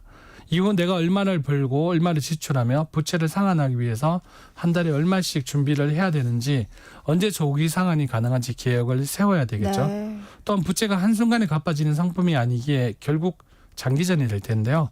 부채를 그냥 갚아야 한다고 단순하게 생각하기보다는 부채의 본질이나 유형 등 전반적인 부분을 철저히 알고 준비를 해야 합니다. 매일 이 부채 리스트 한 번씩 보면은 회사는 열심히 다닐 수 있게 될 것 같네요. 돈도 잘 안 쓰게 됩니다. 근데 뭐부터 갚을지 이 갚는 우선순위를 정하는 것도 좀 필요할 것 같아요. 맞습니다. 그래서 부채 유형을 나누어야 되는데요. 부채 유형을 나누다 보면 부채 상환에 대한 해답도 보이고 앞으로 지출에서 조심할 수 있습니다. 주택을 통한 부채, 자동차 구입을 통한 부채, 신용카드, 카드론, 현금 서비스, 자녀의 학자금 대출 등 이렇게 부채를 정리해서 보면 각각의 이자 부담률이라든지 네. 소비 패턴과 대출의 우선 순서도 보이게 되는데요. 가령 예를 들어서 카드론이나 현금 서비스 같은 경우에는 이자율이 굉장히 높습니다. 이런 이자율이 높은 부채 같은 경우에는 좀 더 이자가 낮은 부채로 바꿔야 하며 카드론 현금 서비스 같은 경우에는 정부에서 지원하는 바꿔드리는 론 등의 금융상품으로 갈아타는 것도 좋은 방법입니다. 또 여러 건의 대출을 가장 산 이자에 한 건을 몰기만 해도 월 이자 부담을 대폭 줄일 수 있습니다. 그러니까 우리가 대출 받을 때 사실 한 가지 종목만 받는 건 아니라 살다 보면 여러 가지 대출을 받게 되잖아요. 그러다 보면 어떤 거는 이제 이자만 갚다가 그렇죠. 어느 순간 원금이랑 함께 갚아야 되는 시기가 오는데 그걸 계산을 못했다가 맞습니다. 맞닥뜨리게 되면은 굉장히 심리적 압박감을 받게 되더라고요. 네. 그런 걸 미연을 방지하기 위해서 이런 부채 리스트를 적어놓는 게 굉장히 네. 좋을 것 같네요. 그런데 이렇게 빚을 내는 것도 다 습관이라는 말이 있더라고요. 맞습니다. 저는 할부도 부채로 보기 때문에 네. 그래서 부채를 지는 습관을 완전 다 바꿔야 하는데요. TV 채널 사이사이에 홈쇼핑에서 빚을 지라고 아예 대놓고 광고를 하잖아요. 그럼요. 그래서 요즘 같은 경우에는 저도 한 번씩 보는데 유럽을 뭐 이탈리아나 그리스 막 모습 나오면서 매월 20만 원이면 갈 수 있다 이런 내용 많이들 보시죠. 네, 뭐 10개월, 12개월 무이자 그쵸. 이렇게 해주죠. 사실 이런 유혹에 엄청 많이 노출되어 있고 우리는 알게 모르게 중독되어 있습니다. 부채를 다 상환한다고 해도 이런 부채에 대한 습관을 완전히 떠도고치지 않았을 경우에는 나중에 또 부채에 허덕일 가능성이 높습니다. 또한 한순간에 갚아지는 상품이 아니기에 이걸 갚는데 끌려다니다 보면 우리는 준비하지 않은 노후를 맞이하게 될 수도 있죠. 정말 그런 생각은 못 해봤네요. 이 할부도 부채라는 생각. 네, 맞습니다. 저는 항상 몇 개월까지 무이자 되나요? 이렇게 묻고 샀는데 오늘 이렇게 빚에 대한 이야기 해봤는데요. 마지막으로 하고 싶은 말씀 있으실까요? 앞서 얘기한 것처럼 빚을 쉽게 생각하는 사람들이 많습니다. 일단 제가 당부하고 싶은 것은 카드값 갚기 힘들었던 적이 있다고 하면 신용카드를 잘라서 빚을 원천 몽쇄해야 되는 거고요. 네. 연말정산시 혜택도 체크카드가 신용카드의 2배인 건 아시잖아요. 네, 알고 있어요. 그리고 가계부를 쓰면 좋겠지만 그것 또한 귀찮다면 체크카드 연동해서 은행의 입출금 내역이 가계부로 정리되는 어플 참 편리하게 나와 있습니다. 꼭 사용해 보면서 내 돈이 어떻게 들어오고 나가는가를 보길 바랍니다. 그럼 절대로 돈을 함부로 쓰지 않습니다. 네. 지금까지 알고 있었던 소비의 쾌락과 즐거움을 몸이 기억하기 때문에 어떻게 지출을 줄일 수 있을까 많이 고민이 될 텐데요. 이럴 때는 월 단위 돈 관리 계획이 아닌 주 단위로 지출 목표를 설정하고 돈 관리를 하는 것이 제일 좋다고 생각이 듭니다. 그리고 빚의 늪에 빠져있다 하는 분들은 신용불량이 되기 전에 신용회복위원회 등을 통해서 채무 조정을 받는 방법도 있습니다. 소득 대비 금융비용 가다로 90일 이상 연체 중인 사람이 채무 조정 이후 장기간 분할 상환을 할 수 있는데요. 신청 비용 5만 원에 서류도 간단합니다. 그래서 최저생계비 이상의 소득이나 월 채무 상환이 가능하다고 시민위원회가 판단하면 신청 다음 날부터 본인과 보증인에 대한 추심이 적시 중단되며 네. 채무 조정이 확정되면 연체 이자도 감면이 됩니다. 그리고 1년 이상 성실 상환을 할 경우에는 조기에 기록 정보가 삭제되어서 신용 회복에 도움이 되니까 잘 알아보시길 바랍니다. 네, 오늘은 우리가 쉽게 생각하는 빚에 대해서 얘기 나눠보고 있는데요. 관련해서 궁금한 점 있으신 분들 문자 보내주시면 서영로 원장님과 함께 상담해드리겠습니다. 그럼 여기서 노래 한 곡 듣고 올게요. 제이슨 무라지의 리브 하이. 네, 노래 나가는 동안 많은 분들이 문자 보내주셨는데요. 5401님, 주택을 구입할 때 대출 많이 알아보잖아요. 그때 고정금리와 변동금리 가운데서 어느 쪽이 더 유리할까요? 이게 참 고민되더라고요 하셨어요. 이거 시기마다 다르겠죠. 당연한 얘기를 했는데 금리 상승기 때에는 이제 고정금리가 더 유리하겠죠. 네. 금리 하락기에는 변동금리가 더 유리할 것 같은데 지금 기준으로 봤을 때 앞으로 우리가 많이 접하는 뉴스가 금리가 떨어진다는 뉴스가 계속 나오고 있잖아요. 나오죠. 이럴 때에는 그러면 변동금리가 더 유리하겠죠. 이런 기준을 잡고 정하시면 될 것 같아요. 네. 2123님, 저는 30대 직장인입니다. 학자금 대출이 있는데요. 이걸 먼저 상환할지 아니면 적금이나 주식으로 목돈을 만들지 고민이 됩니다. 학자금 대출은 금리가 낮다 보니까 주변에서는 요즘 흐름이 좋은 미국 주식에 투자하라고 하던데요. 원장님은 어떻게 보세요? 하셨어요. 미국 주식 좋다고 생각됩니다. 네. 그리고 앞으로 미국에도 대사안이 있기 때문에 좋은 건 좋은 건데 네.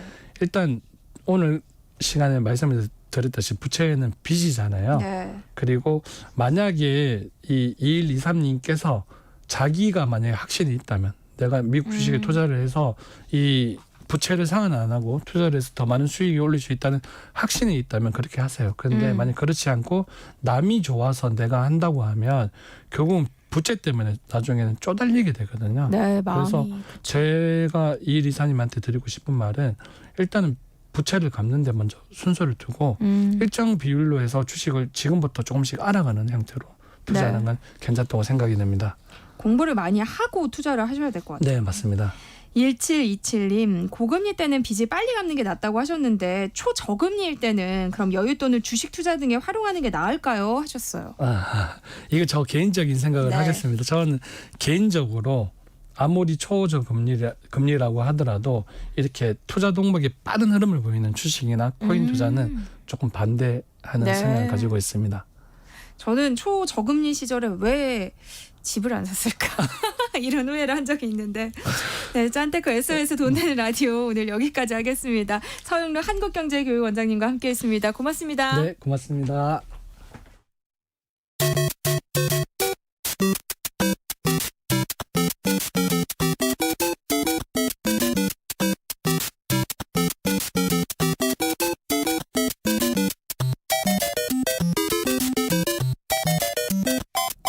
아직도 게임을 그저 놀이로만 보시나요? 인문학적 관점으로 살펴보면 게임 속에 숨어있는 메시지가 보인다고 하는데요. 게임에 대한 오해를 풀고 세대 간격을 좁히는 시간입니다.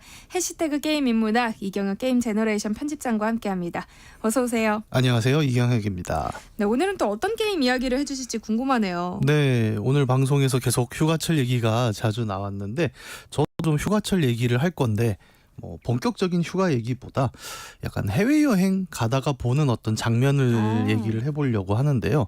요즘은 해외에 또 많이 가시잖아요. 휴가철 때. 네. 그때 보면 우리가 공항이나 항구에서 거치는 것 중에 입국 심사라는 장면을 아마 기억을 하실 거예요. 줄도 기고 이거 왜 하나 싶고 하는데 거기 또 공무원들 보면 굉장히 해외 공무원들 무섭죠. 네. 말도 잘 안 통하고.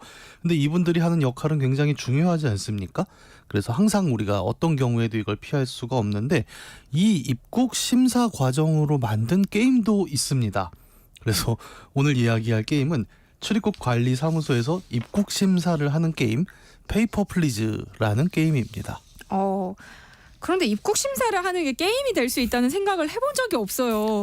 좀 신기하네요. 예, 그렇죠. 이걸 처음에 들으면 헛웃음이 나요. 아니, 네. 그건 일이잖아라고 생각하고 재미없잖아. 예, 이게 어떻게 게임이 될까? 뭐 이런 생각도 많이 하는데 네. 저도 처음에 할 때 이게 될까라고 해봤는데 굉장히 재미있었어요. 일단 이 게임의 제목이 페이퍼 플리즈잖아요. 이걸 우리말로 번역하면 뭐 여권 주세요, 서류 주세요 정도가 되고 보통 우리가 들을 때는 이제 서류요 뭐 이 정도 얘기하는 그건데 네. 실제 게임의 내용을 보면 플레이어가 국경 검문소에 앉아 있습니다. 그리고 아침에 업무 개시부터 저녁까지 계속 줄 서서 들어오는 입국 심사하는 사람들을 심사를 하는 게 게임의 핵심이에요. 다만 이 입국 심사라는 게 절대 말처럼 간단하지 않기 때문에 거기서부터 게임이 시작된다라고 볼 수 있겠습니다.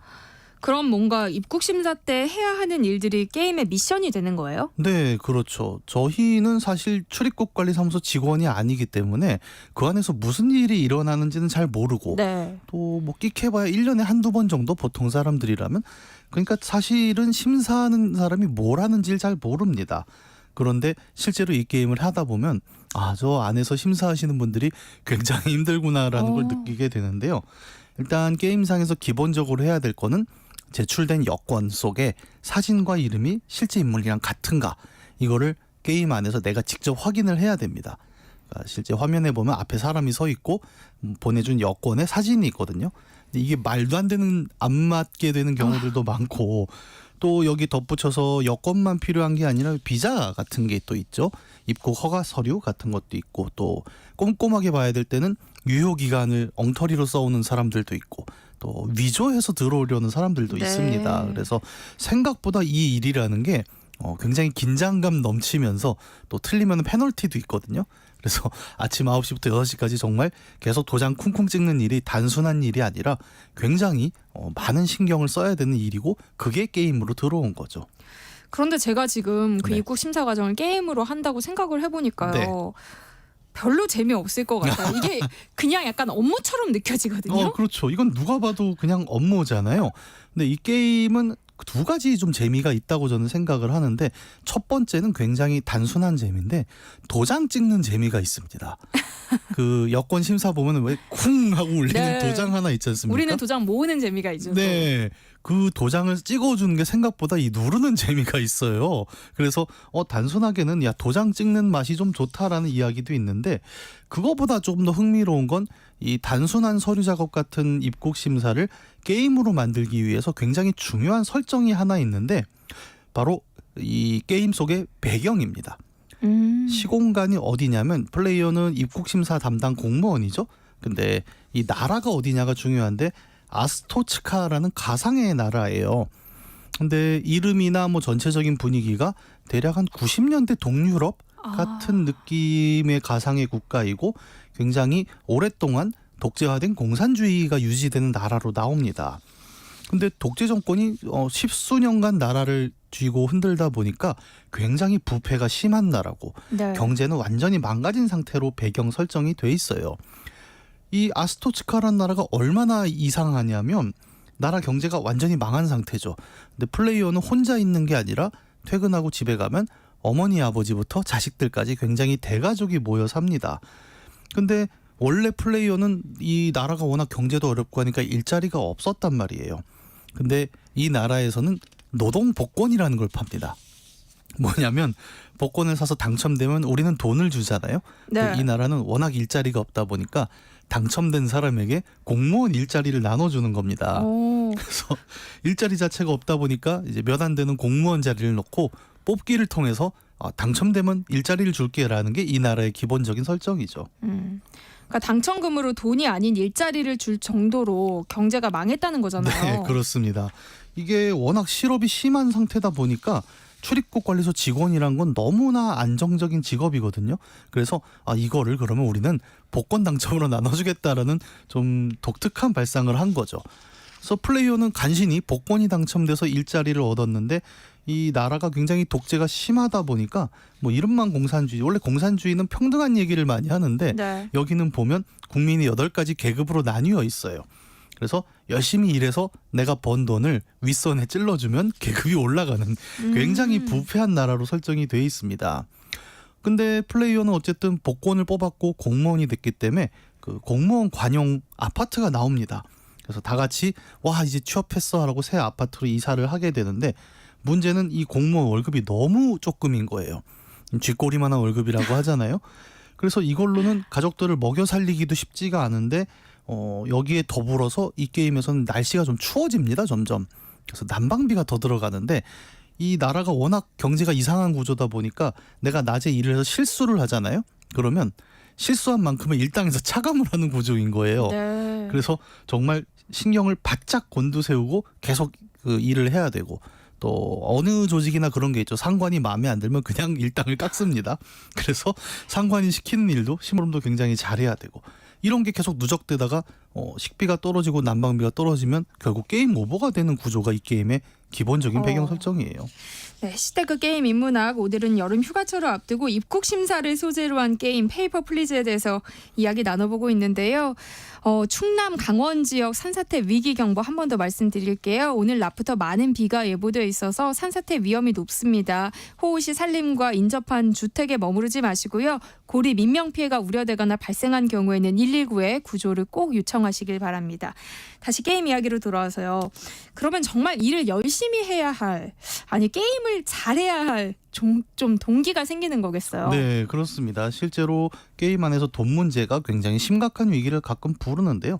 아까 말씀드렸지만 여기는 동유럽 같은 배경을 좀 설정하고 있기 때문에 날이 많이 추워요. 그래서 난방비를 제때 못 내면 바로 난방이 끊기고 네. 그럼 다음 날 퇴근할 때부터 가족들이 병에 시름시름 앓기 시작을 합니다. 그러면 나중에 치료비가 더 나와요. 그러다 보면 계속 적자가 나는 거고 이게 계속 뭐 아까 말씀드린 대로 일을 우리는 그렇지 않습니까? 보통 직장 일이라는 게 틀리면 그냥 한 소리 듣고 혼나고 마는데 여기는 틀리면 오늘 저녁값이 사라지는 구조인 거죠. 그래서 하루하루가 너무 위태롭고 또 말이 공무원이지 이런 안정적인 직업이 아닌 거죠, 사실상. 그래서 어떨까요? 그 공무원이란 입장이지만 이런 마인드가 생기는 거죠. 아, 일 열심히 해서 내가 이 직장에 반드시 붙어 있고 오늘의 일당도 절대 깎이지 말아야겠다라는 좀 독특한 감각이 필요할 것 같죠. 근데 이 돈이 쪼들린다는 상황 극복하는 게 반드시 상사의 지시를 잘 듣고 업무에 충실하고만 있는 건 아닙니다. 네. 다른 방법들이 있죠. 어떤 방법들이요? 설정이 그렇잖아요. 부패한 독재 국가의 입국 식사 공무원이라고 했지 않습니까? 그러면 다른 방법이 하나 떠오르지 않으세요? 부패를 좀 이용하는 건가요? 그렇습니다. 부패 공무원의 돈 벌기에는 이제 뇌물수수라는 방법이 있겠죠. 또 어떤 현장직이잖아요. 실제로 이 국경을 넘어오고 싶어하는 많은 미입국자들이 쭉 줄 서 있는 순간이다 보니까 현장에서 소위 말하는 검은 돈을 받을 수 있는 기회가 굉장히 많은 거예요. 실제로 첫 회는 이제 일종의 연습이다 보니까 안 나오는데 이튿날부터는 등장합니다. 그래서 나는 사실 마약 밀매상인데 내가 큰 돈을 벌고 있으니까 대충 눈 감아주면 이만큼을 찔러줄게. 그러면 아까도 얘기했지만 나는 지금 집에 돈이 하나도 없고 오늘 저녁 식비도 없는 상황이면 유혹에 크게 흔들려 버릴 수 있는 거죠. 네. 근데 게임은 그렇게 쉽지는 않아요. 왜냐하면 끄나풀인 경우도 있습니다. 경찰에. 그래서 굉장히 눈치를 잘 봐야 되는 거고요. 그래서 이 입국 심사라는 과정이 아까 말씀드린 대로 단순히 서류를 검토하는 과정으로만 있진 않은 거예요. 이 서류가 다 맞았다고 하더라도 이 사람을 통과시켜주는 게 나의 가정 상황에 맞는가? 이제 부패 공무원의 입장이라면 이런 여러 가지 이야기들이 겹치게 되고 또 실제로 들어오는 입국자들이 너무나 다양한 상황들이 있는 거예요. 이 게임을 하다 보면 약간 코미디 같은 할아버지가 있는데 처음에 여권 주세요 했더니 자기가 스케치북에 그려온 종이를 주면서 이게 나의 여권이다 이러는데 몇 번 튕겨내면 계속 그림을 바꿔오세요. 자꾸 네. 나중에 막 친해지기도 하고 또 심각한 이야기로는 옆 나라도 독재 국가인데 거기서 양심 선언을 하고 망명을 위해 도망 오는 사람도 있습니다. 그러면 양국에서 동시에 연락이 오는 거예요. 이 사람 통과시켜라 말아라. 그래서 아까 얘기한 뭐 돈을 내가 벌어야지라는 부패적인 문제뿐만 아니라 정치적인 문제, 양심의 문제들이 이 도장을 찍는 과정, 도장 한 방 한 방에 꽤 무게 있게 실려버리는 게임이기도 한 거죠. 성실한 공무원으로 사느냐 아니면 부패한 공무원으로 사느냐 이걸 선택할 수 있는 거네요. 이게 게임의 묘미죠. 게임들은 정해진 이야기가 아니지 않습니까? 이야기가 어디로 흘러갈지 잘 몰라요, 매번. 그래서 굉장히 다양한 자기만의 선택으로 이야기를 풀어갈 수가 있고 어떤 선택을 하면 퇴근했더니 집에 가서 모두가 굶고 열이 펄펄 나는 상황이 되기도 하고 또 이거를 어떻게든 내가 살려보겠어라고 하는 소위 말하는 부패 공무원의 선택도 우리가 게임을 하면서 이 사람은 부패했어라고 마냥 비난할 수만은 없게 소위 말하는 플레이어로 하여금 좀 고뇌할 수 있는 순간을 만들게 하는 게 이 게임의 굉장히 중요한 묘미인 것 같습니다. 그러니까 여권 사진을 비교해보고 또 네. 맞을 때 도장을 찍어주고 뭐 그냥 이런 단순한 게 아니라 네. 이 게임 속에서 굉장히 다양한 이야기가 전개가 되는 그런 게임이네요. 그렇죠. 뭐 도장 찍는 것만으로도 재미있긴 합니다만 이 도장 찍기의 무게가 얼마나 큰지를 게임은 계속 보여줘요.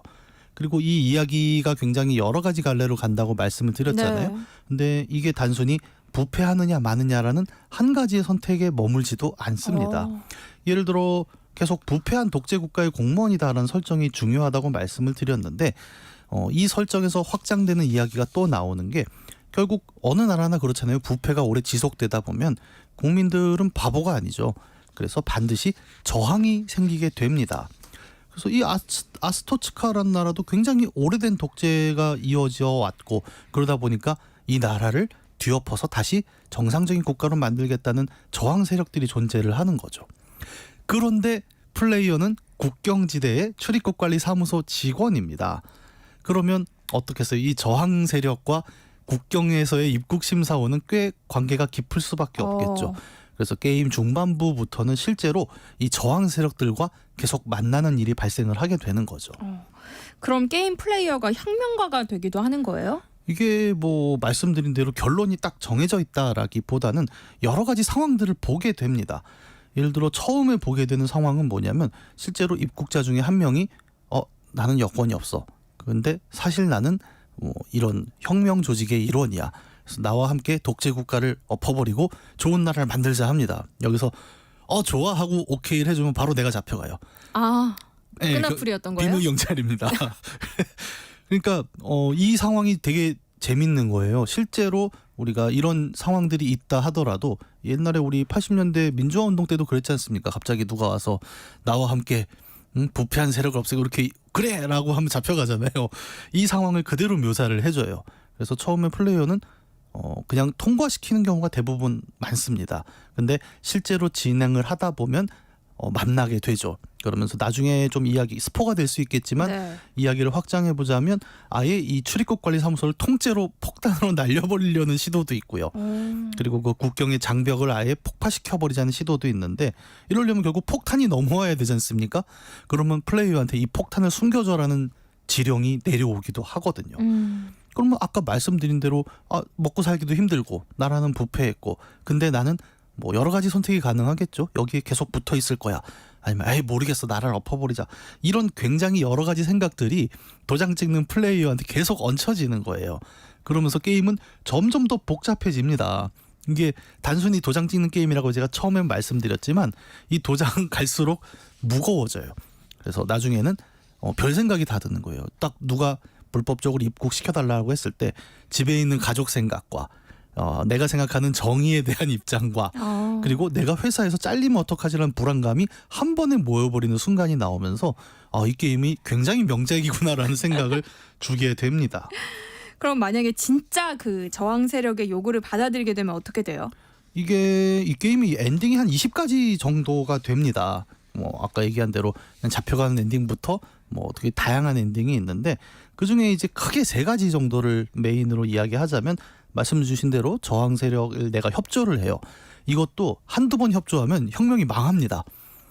왜 한 번 하려면 끝까지 하라는 거죠. 그러니까 한 번만 이번만 통과시켜주고 다음엔 안 돼 하면 혁명 세력이 오히려 발각이 되면서 플레이어가 어디로 가냐면 노동 수용소로 갑니다. 너도 도왔잖아 그때 이렇게 되는 거고 그래서 만약에 꾸준하게 이들을 도와줘서 정말 혁명을 성공시킬 경우엔 혁명 정부가 플레이어한테 찾아와요. 이 사람이 혁명의 제일 공로자다. 그러면서 그 낡은 아파트를 버리고 새로워진 정부의 고위 공무원으로 굉장히 가족과 함께 평화로운 삶을 사는 엔딩으로 갈 수도 있습니다. 근데 말씀드린 대로 이게 성공하는 것도 쉽지는 않아요. 중간에 잡혀가기도 하고요. 두 번째로 이제 완전히 반대의 선택을 해볼 수도 있어요. 이번에는 정부가 시키는 명령을 그대로 철저하게 수행을 하는 거죠.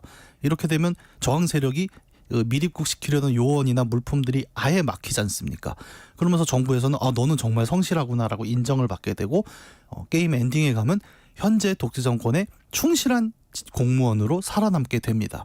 다만 이제 플레이어들은 그렇게 얘기를 해요. 아니 혁명에 성공하면 고위 공무원인데 굳이 이걸 해야 돼? 뭐 그래서 서로 좀 가치 판단이 다를 수는 있는데 어쨌든 잘 살긴 산다라는 엔딩이 있고요. 3번째 엔딩이 굉장히 흥미로운데 망명을 할 수 있는 선택지가 있어요. 그러니까 나라가 굉장히 부패했고 문제가 있고 나는 상사한테 계속 고통을 당하고 있다. 이런데 입국 심사 중에 아까도 말씀드렸지만 옆 나라 사람들도 굉장히 왔다 갔다 하고 있지 않습니까? 이런 사람들과 인맥이 터지기도 합니다.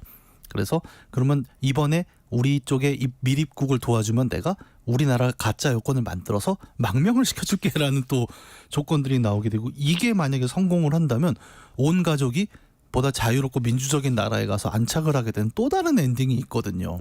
그래서 저도 처음에 이 3가지 정도를 해보고 와 이거 대단한데? 라고 했는데 이 3가지가 중간에 전부 곁길이 있어요. 혁명을 돕다가 잡혀가고 그다음에 공무원 충실한 공무원이 되려고 했는데 상사랑 트러블이 생겨서 쫓겨나고 굉장히 세부 가지들도 많아집니다. 이 성공으로 가는 길이 쉽지는 않은 거네요. 정말 어렵습니다. 그러니까 처음에는 입국 심사하는 게임이라고 하셔서 굉장히 좀 단조로운 게임 아닐까 했는데 생각보다 묵직한 이야기들이 많이 담겨 있네요. 이 게임이 그러니까 처음에는 되게 우습게 봐요 사람들이. 에이 그냥 입국 심사 도장 찍는 게임인데라고 하는데 지금까지 아마 이야기를 정리해 보시면 하나의 장르가 떠오르실 거예요. 블랙 코미디입니다. 굉장히 스산하고 어수선한 사회 상황을 보여주면서 그 상황을 플레이어로 하여금 보는 게 아니라 직접 선택해보라고 시키는 거예요. 그럼 너 이거 미리 꼭 통과시킬래 말래. 그리고 그 결과 때문에 혼자 내가 씁쓸한 웃음을 짓게 만드는 블랙 코미디 게임으로서 이 페이퍼 플리즈는 있는 거고, 이런 상황 속에서 좀 게임이 보여주고자 하는 거는 굉장히 묵직한 주제입니다. 어떻게 보면 관료제라고 부를 수 있는 그 효율을 위해 만들어졌지만 계속 부패와 비효율을 만드는 어떤 구조 안에서 그 구조를 이야기하는 것이 아니라 거기 매여 있는 우리 개인들은 어떤 선택의 상황에 놓이는지, 그리고 각각의 그 선택을 했을 때 우리는 어떤 결과를 받아들이고 이것은 행복한 것, 이것은 우스운 것이라고 이야기할 수 있는지를 오랫동안 곱씹어 볼 수 있는 경험을 주는 게임이 이 페이퍼 플리즈가 아닌가 싶습니다. 네, 해시태그 게임 인문학, 오늘은 여름 휴가철을 앞두고 입국 심사를 소재로 한 게임 페이퍼 플리즈에 대해서 이야기 나눠봤습니다. 오늘 이야기는 여기서 마무리할게요. 이경혁 게임 제너레이션 편집장과 함께했습니다. 고맙습니다. 감사합니다. 네, 세상의 모든 정보 여기서 마무리하겠습니다. 행복한 오후 이어가시고요. 저는 내일 다시 찾아뵐게요. 지금까지 아나운서 전주리였습니다. 고맙습니다.